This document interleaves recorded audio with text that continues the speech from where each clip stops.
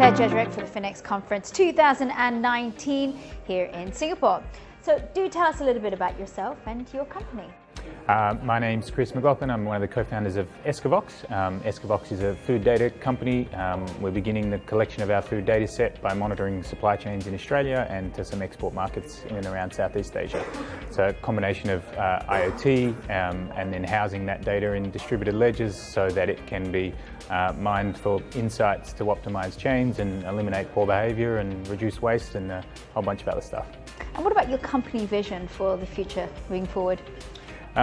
We would like to see a food production landscape where assets, where capital is deployed optimally to the right kind of assets, and where there's an elimination of waste and an optimization of process. So at the moment in the both in the food production side of it, but also in supply chains, there's a lot of inefficiencies, there's a lack of transparency, there's a lack of understanding about what goes where and when, so it's very hard to optimize, and the output is more expensive food, higher cost of finance, and a lower or a poorer quality customer experience because the quality can often be affected by those inefficiencies.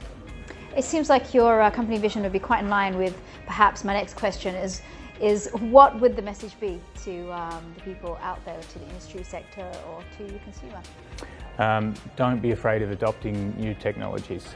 There's a pretty conservative cultural bias in food production, definitely behind the farm gate, but even in different parts of the food and manufacturing system.